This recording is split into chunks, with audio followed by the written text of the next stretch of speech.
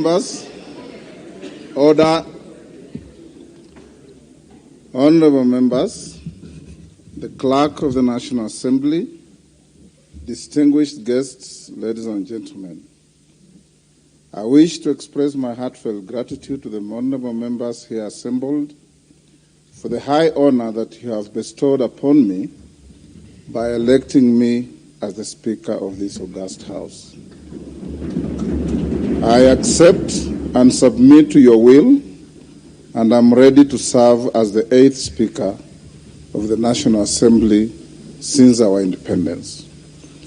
I commend all the citizens who expressed interest in becoming your Speaker by formally returning their nomination papers and laud the efforts of my worthy opponent in today's election, the Honorable Kenneth Otiato Marende, who also happens to have been one of my distinguished predecessors, having served as the 7th Speaker.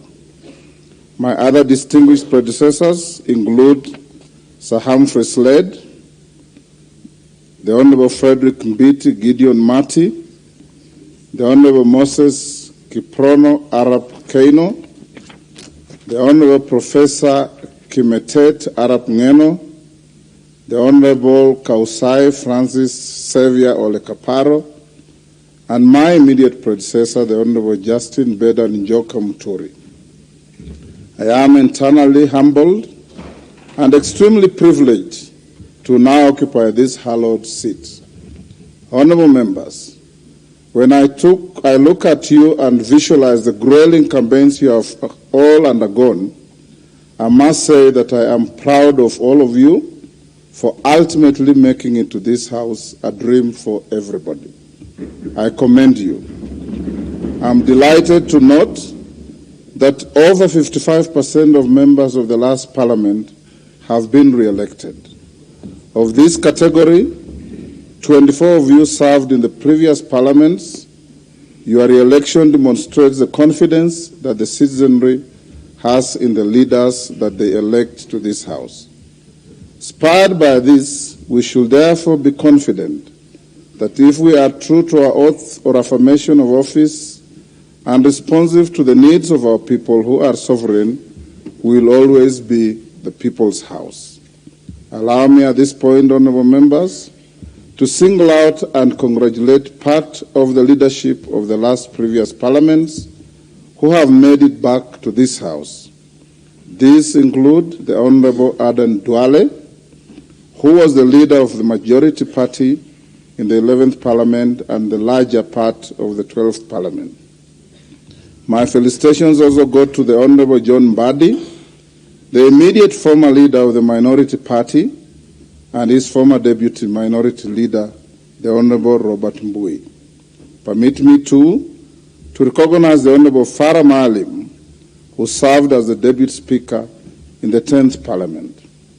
My congratulations also extend to the Honorable Emmanuel Wangwe, the immediate former majority whip, the Honorable Junet Mohammed, the immediate former minority party whip, and the Honorable Jessica Mbalu, a former member of the Presidium. I welcome you back to the service of this House. Honorable members, the National Assembly of the 11th Parliament had 68 female members. That number increased to 76 in the last Parliament. Today, this 13th Parliament has seen the number rise to 82, with 29 women having been elected to represent single-member constituencies. This increase is a significant step towards achieving the aspiration of the gender parity in representation as desired by our 2010 Constitution. I wish to single out the Honorable Millie Odhiambo, who is now serving her 4th consecutive term. I salute you, Member for Suba North, for your resilience and continued service to our nation. Particular mention also goes out to the Honorable Lynette Toto Chepkorir, Member for Bomet County, who at the age of 24 is the youngest member of the 13th Parliament. Mheshimiwa, you are a great inspiration to the youthful leaders of this country, and we wish you well. I'm also reminded of the premium that our society now places on the leadership qualities of persons living with disabilities when I see seated in this chamber the Honorable Timothy Wanyonyi Wetangula, my young sibling and a leader in his own right. He now commences his third term consecutive as a member of Parliament and is ably joined by the Honorable Rose Museo, serving her second term, the Honorable third term, the Honorable Joseph Samal Lomwa, who was here before and has come back for a second term, the Honorable Jackson Kipkemoi Kosgei, and the Honorable Martin Pepela Wanyonyi. You are a great inspiration and a beacon of inclusive leadership in our great country despite the odds. Honorable members, I also do recognize and acknowledge the Honorable Samuel Moroto, the Honorable Adan Kainan, the Honorable Gonsirai, who are currently embarking on their fifth terms, thus becoming what we refer to in the parliamentary parlance as the fathers of the House. Their parliamentary experience shall enrich the deliberations and output of this House. Honorable members, for those who served in the 12th Parliament, you will recall that the standing orders were reviewed before the final adjournment of the House. Notably, the standing orders now allow for co-sponsorship of legislative proposals and bills by members. Members of this House shall also be able to co-sponsor bills with senators and vice versa, where an unidentified member shall be in charge of steering debate on a Senate bill in this House. This, in my view, is a progressive addition to the procedures of the House. Honorable members, the revision of the standing orders in the 12th Parliament also increased the number of the committees of the House. New committees include the Diaspora Affairs and Migrant Workers Committee, the Public Petitions Committee, the Public Debt and Privatization Committee, and the Decentralized Funds Accounts Committee. These changes and many others to the standing orders shall strengthen and streamline the workings of Parliament. Honorable members, my predecessor, the Honorable Justin Muturi, in his acceptance speech after being re-elected as Speaker for the 12th Parliament, undertook to implement a paperless system in the House. This was in line with the strategic pillar 4 of the Parliamentary Service Commission Strategic Plan 2019 to 2030 on the implementation of an e-Parliament by automating and digitizing all systems and processes. In this regard, I urge you all to be friends with the electronic gadgets in this House and in the committees. Honorable members, speaking of the Honorable Justin Muturi, what many of you may not know is that he's not just my predecessor. He was my roommate at the University of Nairobi, at the School of Law. He was also my classmate. He is my age mate and a long-time friend. We made our debut in Parliament together in the 7th Parliament. We were appointed earlier in our years as magistrates on the same date. Indeed, I do not know whether to call it fate, sheer coincidence, or maybe it's God's plan, but whatever it is, our paths in life have always met, and today they meet again. Indeed, although once in a while we have found ourselves in different political sides, our friendship with the Honorable Muturi goes back many years, and I'm therefore honored today to take over from my dear friend. Honorable members, the Honorable Justin Muturi shall be remembered for the great legacy and reforms he leaves behind, and you do not have to look further, just look around. Members who have previously served in this House can attest to this. Members of the 13th Parliament shall move into the new modern offices in the tall brown building you may have seen at the corner of the Parliamentary Square, a project that was well executed under Honorable Muturi's leadership. As the chairperson of the Parliamentary Service Commission, he has left behind an excellent and professional parliamentary service. His communications and rulings on various constitutional, practice, and procedural matters were landmark, novel, and rich in jurisprudence. I could go on, but all I can say, he did a great job for this House and this country. Honorable members, I am particularly honored that for the first time in the history of Parliament, the Honorable Justin Muturi has also set a precedent through a symbolic and formal handover process that you just witnessed when I was declared the Speaker. This is not only honorable, but it is an act that shall remind us for a long time of his great leadership style. The symbolic handover process by a Speaker should indeed be part of the traditions of this House, and it is a practice we should carry on. Having said this, join me now in applauding the former Speaker of this House, the Honorable Justin Muturi. Thank you. Honorable members, the author Gary Levy, in the book Speakers of the Canadian House of Commons, notes that presiding officers in the Commonwealth customary relinquish their right to participate in debates. Put differently, despite the title, a speaker does not speak but allows members to speak and presides over debate in the House. I'm aware that the Constitution precludes the Speaker from voting on any question proposed for decision in the House. But as your Speaker, I'll let my work speak for me. Honorable members, in this 13th Parliament, I undertake to prioritize two key issues. These are enhancing public trust in this House and the institution of Parliament, and nurturing and upholding comity between our two houses and between the National Assembly and other arms of government, with particular attention to our judiciary, which has often appealed for reasonable consideration by the legislature. Honorable members, the Constitution states that the authority that has been assigned to you and I under oath is a public trust. Hubert Humphrey, the 38th Vice President of the United States of America, is quoted to have stated that, I quote, "Anyone who has ever been elected to public office understands that one commodity above all others, namely the trust and confidence of the people, is fundamental in maintaining a free and open political system."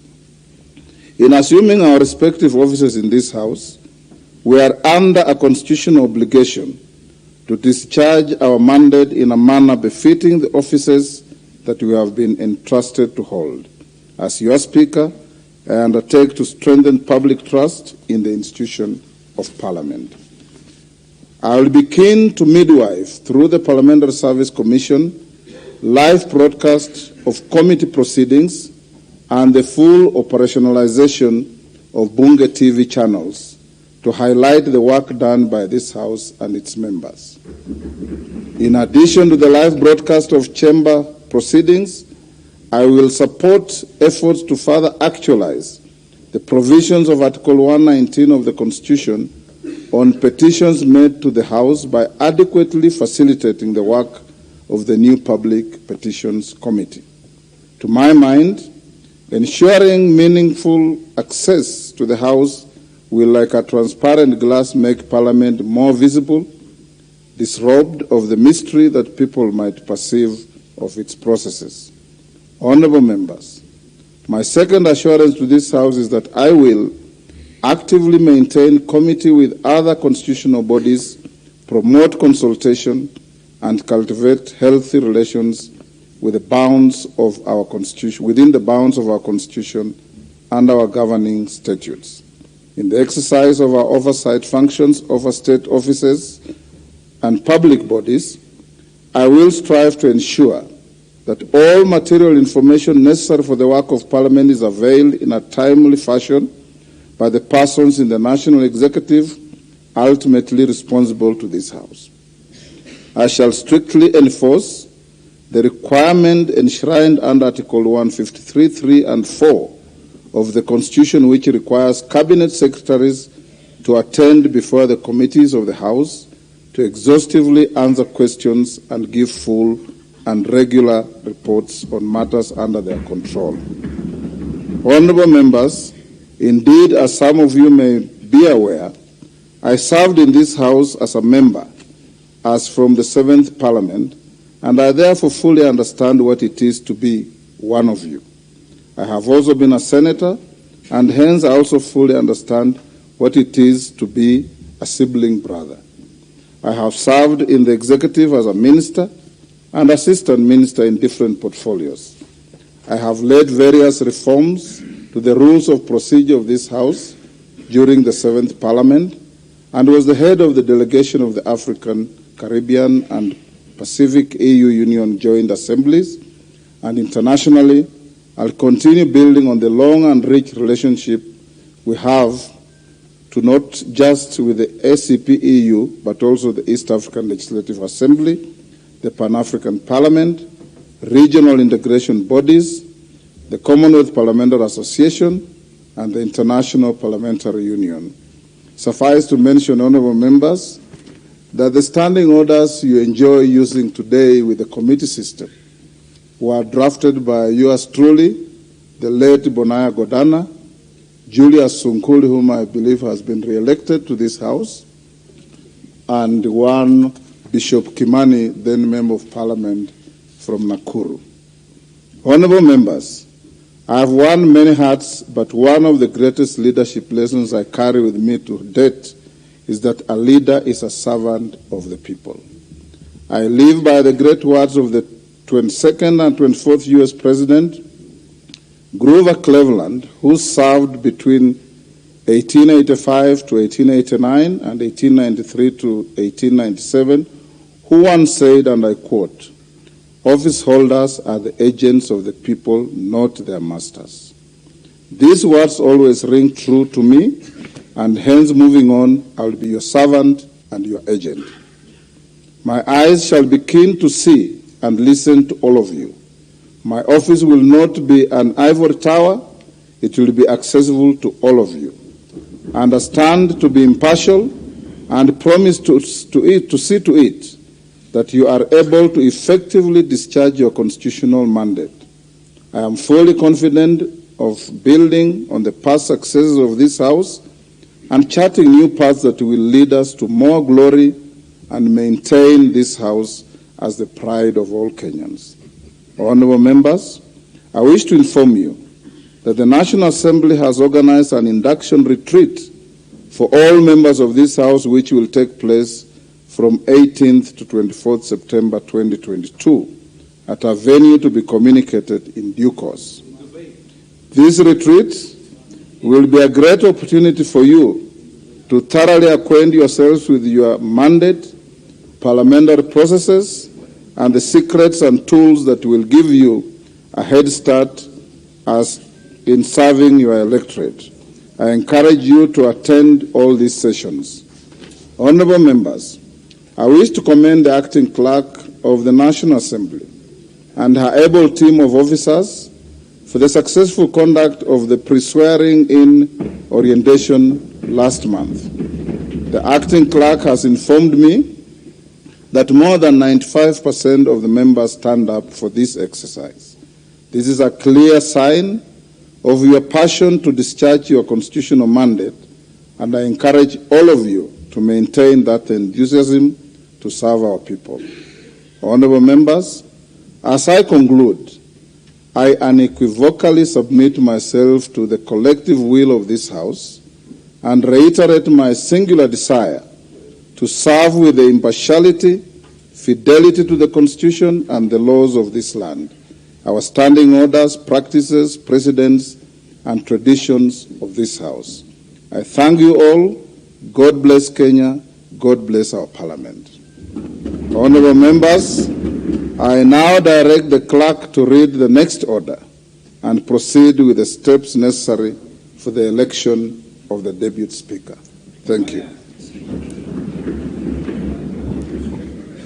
Order number 4, election of the Deputy Speaker.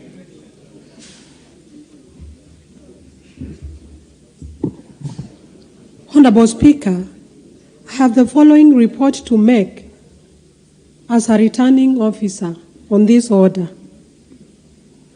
His Excellency the President of the Republic of Kenya and the Commander-in-Chief of the Kenya Defence Forces notified this first sitting of the National Assembly of the 13th Parliament via Gazette Notice number 10527 of 2022, dated 5th September 2022. Pursuant to the provisions of Article 1062A of the Constitution, the office of the Deputy Speaker of the National Assembly became vacant when the previous holder, as a member of the House, vacated the office under Article 103